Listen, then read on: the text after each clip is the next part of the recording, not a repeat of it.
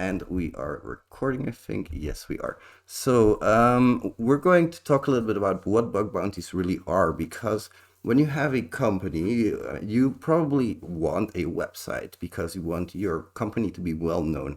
So you put your website up. Before you know it, it gets hacked by some black hat that defaces your website completely through HTML injection. That's bad, of course. So next time you've learned, you've remade your website, and you want to actually see, okay, what are the vulnerabilities now? You're going to hire a pen tester, and that's of course going to do you a lot of good because pen testers, they they will pick up a lot of the low-hanging fruit. Pen testers will pick up a lot of the issues that are easy to find, like cross-site scriptings. You may have seen these script alert slash script. That's probably picked up by a pen tester, but of course you want deeper knowledge as well, and that often comes from a bug bounty hunter. Are the other people getting sound? By the way, if any of you guys are missing sound, feel free to let me know in the chat. I'm going to type it as well because, of course, if you're missing sound, you guys can't hear me. Okay, excellent. So, there we go. All right. So you have a bug bounty platform that you're going to put your specific, let's say, you have a bug bounty platform that you're going to put your target on. I have this cheesy labs here right now, and it's going to contain some vulnerabilities. Of course, what you want is to get the power of the crowd. You want to have everybody's unique vulnerability. You want to have everybody's unique knowledge about vulnerabilities. I mean, of course. And we all have our strong points. Everybody in this meeting has what I call their forte, something that makes them really, really good at hacking. For me, it's, I don't know why, but I can investigate every single parameter in detail, and I can go and look especially at what's going on. And that's something not a lot of people have the patience to do. But I will go through every request. I will go through it again and again and again and again. And that's my special point. But some of you are very good technically. And then, of course, you have other people who are also very good at functional bugs, but more like the business logic vulnerabilities. I'm also pretty good at those because I've been working with programmers and software testers for a couple of years right now. So if you've been trying to get if you're trying to get bugs out of a program, of course you're going to get some business logic in there as well. It really helps to understand where it comes from as well, of course. So that's the thing that the companies want, is that unique power that you have. And I think you should harness it as well. I think you should not shy away from trying to find all of these vulnerability types. That's what I would try to do when I started out, is I would go over every single input that I have. I would try cross-site scripting. I would look up how cross-site scripting works. Then I would go over every single where a URL is resolved. I would try SSRF. I would find blind SSRF, try to exploit it, find out it's very hard to exploit.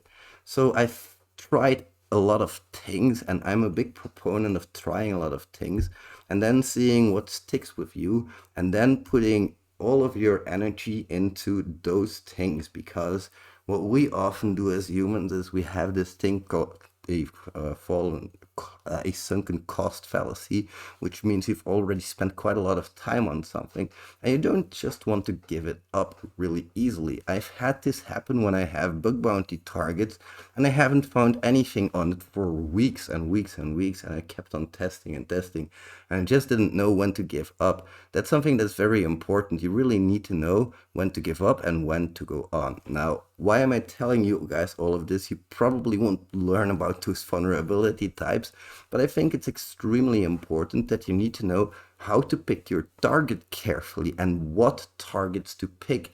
That's also something that's very important to me. So what I'm going to do real quick is I'm going to go to integrity.com and I'm going to go over the public programs that they have, and I'll show you guys which ones I really like and which ones I don't really like, and I'll tell you guys why as well. Now, it's not that I really don't like the program in and of itself, it's just that it didn't fit me personally. I didn't really like it. By the way, these things are really cool. These are drawings. If you get into the integrity, if you get number one, I think, for a certain period, then you get one of these caricatures, and they're really, really cool. Awesome. Podsec is really cool guy, by the way. So let's go over those public programs, shall we? If you guys have any questions, feel free to ask them in the chat below as well. Now, Gartner and Viso, beautiful program. I love hunting on them because it's a business to business application, and all of that functionality is very important to me. I really, really like B2B applications. Oh, sorry, I'm not sharing my tab, of course. Right now I'm sharing the correct tab, so you guys should be able to see it. And these are the caricatures I was talking about. Now on to the programs. I really like Gartner and Viso because, again, it's a business to business application, and that's the thing I thrive because I try broken access control issues in several different ways. I try to make an administrator, and then I try to make a low privilege account, and I try to do the stuff that the administrator can do. But I try this on many different levels, and I get back into that later. But I also try for IDORs. I try to make 2 employees from the same company, and I'll try to find IDORs within one company, and then I'll also try to make 2 employees of a different company, and I'll try to find IDORs between the companies, because those are always more impactful.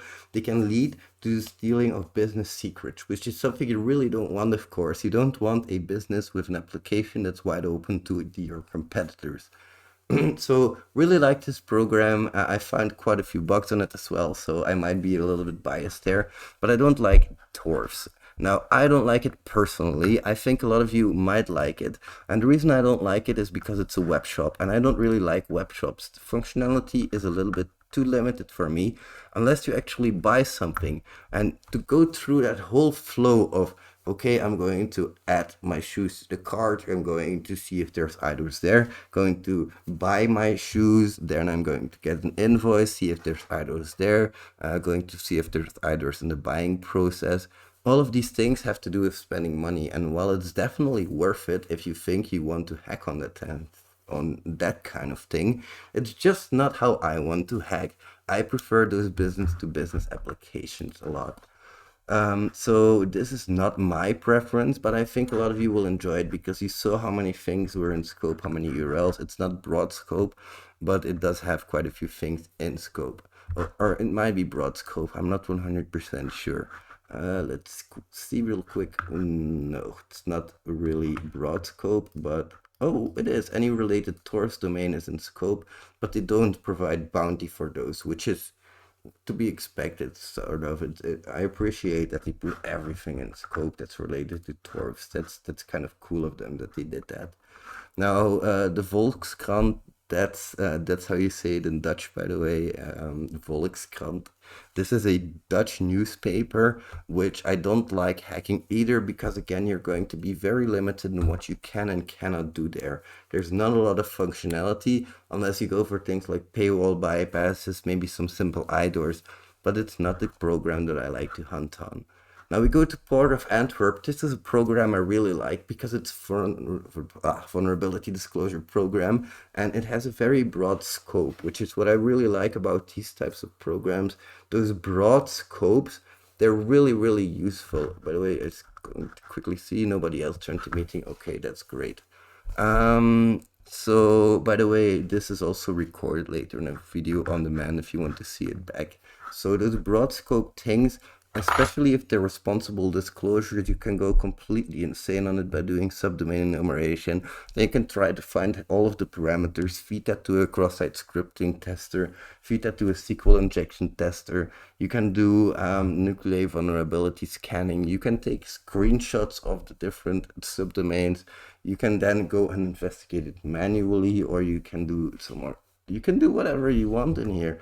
This is the point where you show your technical know-how, in my opinion. Of course, everybody's opinions can change, but I also think manual recon is really important.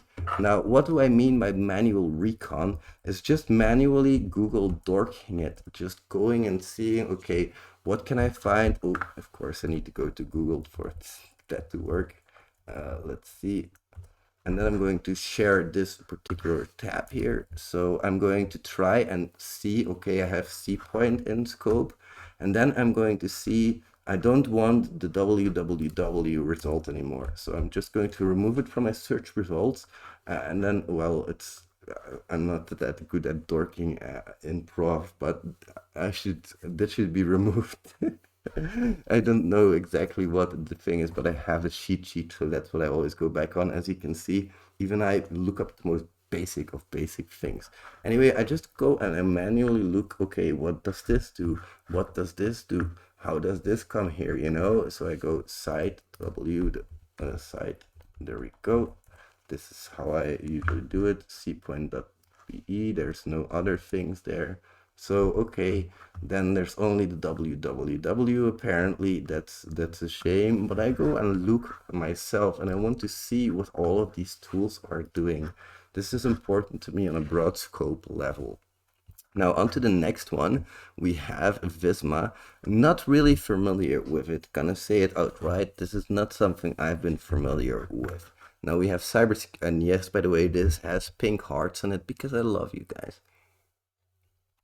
The Cybersecurity Coalition. This is a lovely program. I really like it. But as a first program, I'm not sure if you should pick it because I think it's going to be pretty hard and if they call themselves Cybersecurity Coalition. But don't let it stop you. You'd be surprised. One thing they say here, brute force password, username brute force, they have a rate limit on it of 1 request per second. So please abide by that. That's really important that you always read these code pages really, really, really carefully. We'll go into that later on as well because we'll come to a domain which I really didn't like. Now, Port of Antwerp, we already went over that. So on to the next program, which was after Cybersecurity Coalition. We get, oh, by the way, I'm not sharing the tab again. If I am not sharing the tab, I'm sorry, I'm kind of forgetful. So I went on to Cybersecurity Coalition and Visma. Those are the ones up to this point. New Pharma, that's a website I actually use. That's a web shop I actually buy stuff on myself. So why not pen test it, right? Well, actually bug bounty hunt on it because I want to know that my data is secure and I want to know that they have secure practices, which by the way, they have. Now, when you see this application required in here, it's going to ask you to write an application. Just write it in, try it. You never know, just try your luck. Usually these programs really like it when hackers show interest into the program itself. Then you have Hoppler as well. Hoppler is one that I usually recommend that my students that they start on Hoppler because what Hoppler has is it has a very broad scope, which is going to confuse a lot of hackers because they're going to dive in really deep and go looking for that magical subdomain, well, they completely skip on the main functionality of the application. I was hunting with one of my students on this and we found a really cool vulnerability in here. I'm not going to go too much into detail, of course, because I can't. It's not publicly disclosed, but it always pays out to just have a look at this program. And if you see a broad scope target, have a look at the main application as well. That never hurt anybody, you know. Put your time in it if you want, of course. It's up to you. That's the beauty about bug bounties as well. We can do whatever we want, to be honest. Now, on to the next one. We have IAM. I'm going to say it in Dutch because it's late here. KU Leuven, so this is basically the university. And it's, I don't know, I don't like hacking on this website. It doesn't ring a bell with me. That's something important as well as soon as a target, as soon as I find something I don't like about it, I'll go to a different target depending on how much time I've put into the target before. And if I find some vulnerabilities, but if I really don't like it, then I don't like it. And I'm going to not be afraid to admit that to myself because there's enough scope out there that I can investigate and I don't have to bash my head against the wall in frustration. That's the beauty about bug bounties. Now, this role, that's not something I personally hunted on. Broad scope target for Tomorrowland, I think. This one is also from the hospital in Leuven. That's a place in Belgium. And then you have uphold.com. You might be interested in making an account here and testing for iDoors. You might even be able to make accounts of different privilege levels. I'm not sure. Make sure you investigate, because it's a pretty interesting program. They have wallets for your cryptocurrencies, so pretty interesting in my opinion. Now we have the KU Leuven again, the online enrollment for students, and we have Algemeen Dagblad, which is also a Dutch newspaper, but again, that's not something I like to hunt on. It doesn't click with me. Then we have VRT. This is something I can highly recommend because I worked there. So if you guys want to hack on it, definitely recommend it. It's a really good program. Thanks for reminding me about the tab change, Mr. Hacker. Now onto Juki. This one is IoT, which is also really interesting, but you have to have the IoT speaker to be able to test on this. But it's really, really interesting. And they also have a website and scope, I think. Now you can see Parole here. Going to quickly say that's newspaper as well, so not going to spend too much time on here. But as you can see, they also have broad scope targets that you can hunt on. But it's always more interesting to investigate the traffic, of course, to, if possible, capture the traffic that comes from there and actually see, okay, this is the traffic, this is going to this API endpoint, this is how I fill in the body, etc. It might be interesting to find some of those extra hidden endpoints that you otherwise wouldn't be able to find, but you have to have the speaker to do that, of course. Now, we saw Parole already, again, not really interested in newspapers. Then we have, if we scroll down a little bit more, we have the official integrity challenge for cross-site scripting, which I might have to take a bash on. That's something that I want to try. Then we have the fished program. This is something that I personally haven't done much with. It's something that you might be interested in looking into, because it's pretty interesting functionality if you ask me. They're going to raise cybersecurity awareness by sending you some phishing emails, but they're not real, of course. So it's pretty interesting functionality, and we have used this program in some companies that I work on before.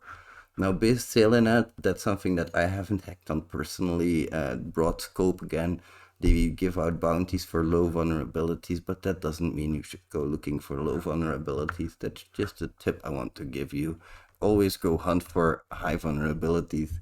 Always go hunt for whatever you want. It's your life. You shouldn't have, like, if you want to do that, do that. If you don't want to do it, don't do it. Simple as that. Now onto Twago. That's something I haven't been familiar with either. Showpad, this comes interesting to me because here I can test more iDoors, broken access control issues. Hardware.info, I really like this site because it's written in pretty basic PHP, which is much easier to hack for me since it's easier to understand. It's simple as that. This is a newspaper as well. Then we have Napoleon Games. I would recommend it, but definitely not as a beginner because they are casino and they'll be pretty secure. That doesn't mean that they don't have vulnerabilities in them though, because I know that somebody has found some vulnerabilities in them. And of course, if you just look at the program, there are a lot of people who report issues on this. I think you guys get the gist by now. I'm not going to bore you to death with all of these programs, but this is basically how I pick a program.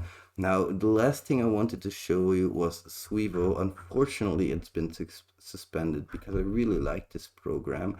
You can see here that they actually give you a fully detailed map of what user is able to do what. Now, I stopped my share there. I'm going to share again, but the other tab, so you guys can see what's going on. There we go.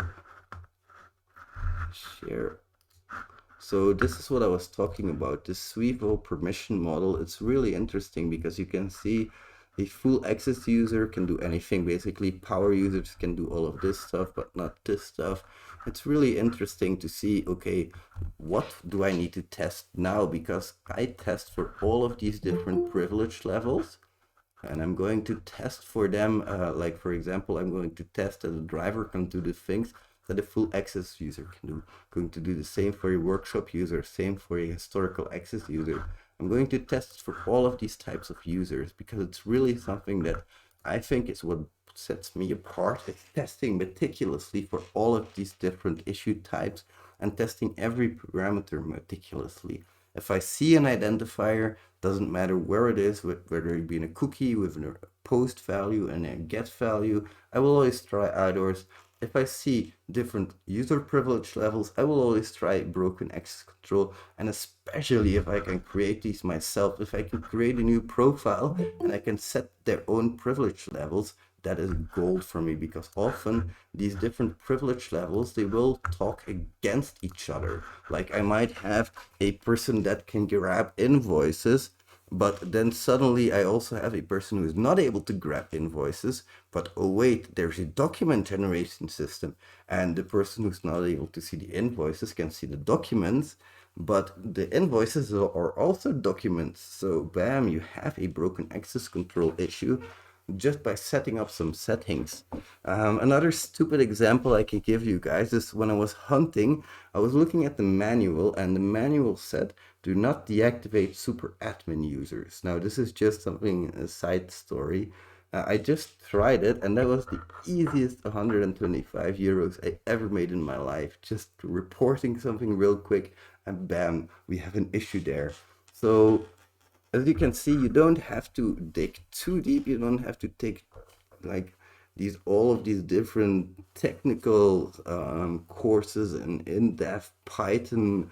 Of course you can, but that's only if you're that type of learner. For me, of course, I'm technical because when I was in high school, I used to do chemistry, but I started building websites, and then I went on to do a bachelor's degree in systems and network management.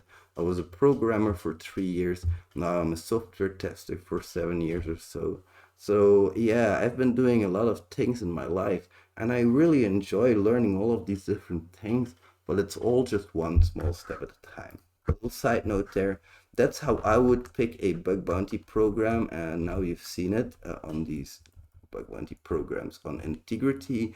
I think we should talk about the next steps, because now you've picked your program. Let's say you are a little bit like me. You pick business to business applications. Now, of course, I know this is not really a business to business application, but it sort of resembles it. So we are going to go to the Cheesy Labs Easy to see how I would approach my target. It's really important. The first thing that I would do at this point is I'm going to set up my burp suite, and I'm going to set up my scope properly. Now I'll start up my burp suite so you guys can see what I'm talking about exactly, and then I'll share it on my screen as well, of course, so you guys can follow. But it's really important that you set up your scope properly, because I see a lot of people, they don't really know how to set up their scopes. Of course, you need to set up your in-scope section, but it also really helps to set up your out-of-scope section. And you really don't need to be too precise, because if my burp suite load, I could show you guys. I'm going to start up a temporary project. And in Burp Suite, I have some things, some really cool settings that I can show you guys later on. But first, let's start with the target stuff. So the target stuff, it's pretty simple. I'm just going to take my URL that I have, and I'm going to put that in my in scope section. So let me quickly share the proper settings here so you guys can see my burp suite as well. And if you guys have any problems, feel free to let me know in the chat below, or if you have any questions as well, that's definitely not a problem. So I'm going to stop presenting for a second, and then I'm going to start my presentation again so I can show you guys my burp suite. But my computer is a bit laggy, so I'm just warning you guys, if it's laggy, feel free to let me know, and we will just go over to the more theoretical stuff a little bit more. So this is my burp suite. I'm going to go into my target tab, going to go into my scope, and I'm going to use advanced scope control, because often these bug bounty programs, they will show you, like if I go to the bug bounty program that we had open before, not going to pick Swevo because it's closed. Now let's say I'm going to pick something like this, the Volix count, because I like their scope a little bit. Let's say I'm going to hack on them, then I'm going to put all of these different URLs that I have here in scope. But actually, it's gonna take a while to copy and paste all of this. Maybe I don't have to. Since I have this advanced scope control enabled, I can just copy this regex, or I don't know if it's a regex, but it looks like it. I can copy this and I can paste it in here, and bam, no, it's not a valid regex. And I'm just going to remove this. There you go. I just need Volix content NL. Just part of the URL is Volix content NL. And damn, that's in scope. There we go. Now, of course, you can also exclude items from your scope, like you say in here, excluding this particular endpoint or URL. So of course I'm going to put that out of scope as well. That's important that you set that up correctly. I'm going to edit it now so I can go to my Cheesy Labs and show you guys how I would approach my target here. So of course I don't need the HTTP, and I'm going to go, there we go, just my URL. Now I'm going to need to start a browser as well, or I'm going to need to set up my proxy settings in my Google Chrome, but I don't really feel like doing that. So what I'm going to do is go to proxy, that is, go to the intercept tab, and here I can open a new browser. And this embedded browser is really useful because you don't have to set up any proxies, but of course it doesn't remember any of your settings either. So I'm going to go to the URL, I'm going to go to Cheesy Labs on that URL, because of course there are many different labs available, and I'm going to go to the Easy Cheesy Labs just to go show you guys. So Cheesy Labs Easy, or is it Cheesy Lab Easy? Just gonna copy it from here. So no, it should be Cheesy Labs Easy. Of course, my traffic is getting intercepted now, so I'm going to put intercept off, and there we go. I have my cheese block, and now of course I'm going to index this. I'm going to search for a lot of things here, going to log in, okay, going to try maybe SQL injection or 1 equals 1. But while I'm doing this, this is not really my goal to test all of this stuff. My goal is to fill up my sitemap, so I'm just going to try some things in here. Test incorrect details. Okay, that's a shame. Let's see what else we can do. We can view the posts. That's limited functionality. So the first thing I'm going to do is I saw a login portal. If allowed, and this is very important, only if allowed, I'm going to try and directory brute force this specific login portal, because I want to know what's going on there, of course. Now this I'm just going to set up like the there we go, engagement tools, and this core content. I really like the Burp Suite content discovery options. And then I'm going to slowly see my sitemap fill up with things I might be able to do or might not be able to do. And you can see it's making a lot of requests here. It's going to fill up slowly. Now I'm going to stop this because I don't want it dragging down my laboratories, of course. And you can see already that my Burp Suite picked up some issues right here. Now, of course, I'm going to look at this form does not contain an anti-CSRF token, because I get asked this question a lot. Hey, Uncle Rat, I get this message that the form does not contain a CSRF token on login, logout, search. Guys, that doesn't have to be CSRF token. This functionality is not something that, like, if I'm an attacker, I can't force you to do some crazy stuff with this, you know? Of course, you can, but there's nothing personal in here, account level wise. So the login, the logout, it's not really something you should report if they don't have an anti-CSRF token, but also the basic things that are not behind that login portal. They're not that important, because if they would be behind the login portal. Now here it says request is vulnerable to CSRF. Okay, that's good for you. That's not interesting. I have a clear text. A password being sent over. That's not good, of course. As a pen tester, I would report this, but bounty hunter, never. Now, first thing I'm going to do manually is going to test for default credentials. You have test, of course, but you also have admin. And if you don't know exactly what you're dealing with, you should just look it up. It's usually available online what the default credentials are. Now, manufacturers are getting smarter and they're no longer shipping every device with a changed default credential, with the same default credentials, like admin on every single device that they ship. Usually it's going to be something like the serial number as the password or something like that, which is a really good movement, but the old devices are still in circulation, so it's going to take quite a while before all of the old devices are taken out. It's usually how economics works. If something doesn't break, you keep it until you need to buy a new one, of course. So a little bit of a rant there. When I actually know that my password worked, now I can actually try to do some more things, because if I open a post, I can see I can edit it. I also will try to look for reflected cross-site scripting, of course, almost forgot. And as you can see, this does render an image, so I might be able to say image source equals X on error equals alert, and then going to do the document.domain. Now, why am I going to do the document.domain? Because like Live Overflow said, document.domain, if you can alert this document.domain, you are not in a sandbox. If this says something like something different than it says in the URL bar, that means that you are not in a sandbox.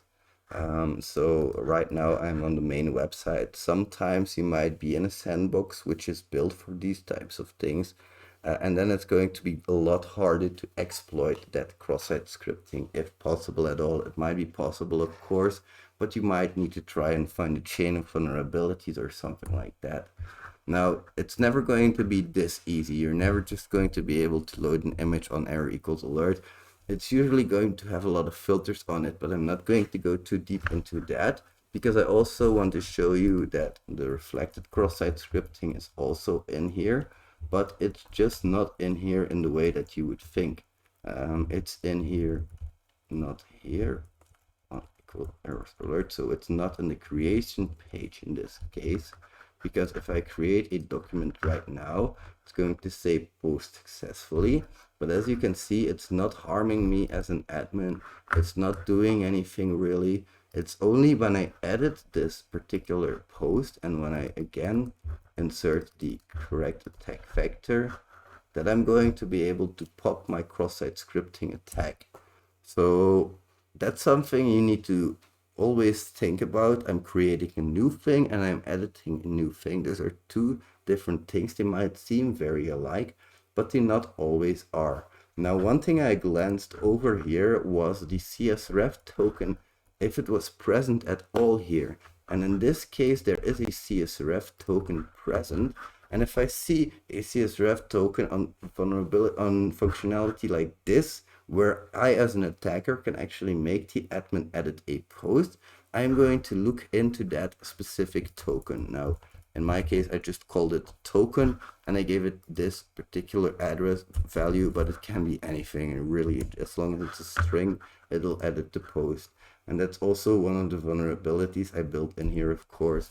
But that's what I'll test for, and I'll test for the CSRF token, just replacing it with a random value. Then I'll replace it with a random value of the same constraints. For example, my CSRF token always starts with a 3 and is the specific number of characters long.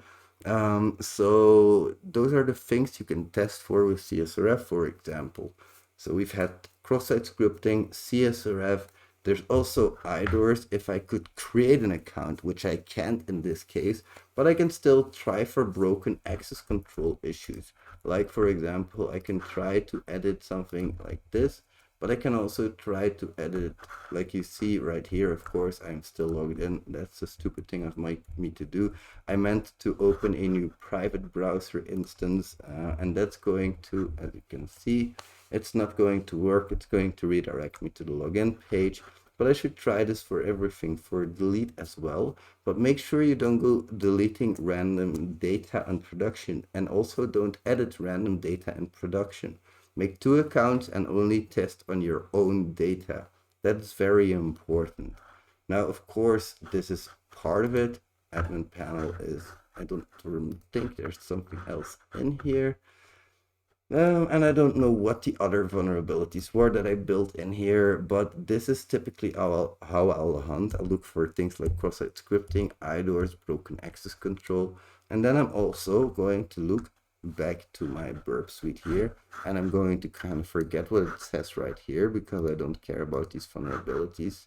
They're not really accurate, let's just call it. So what I'm going to do is I'm going to investigate every single parameter in here, and I'm going to see what they have done, what the request was, what my response was.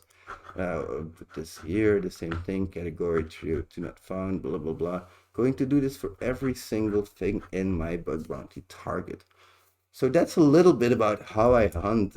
Do you guys have any questions for me after this? Because I know it's quite a lot of information that I've been throwing at you. I hope you enjoyed it so far. If there's any questions, feel free to let me know.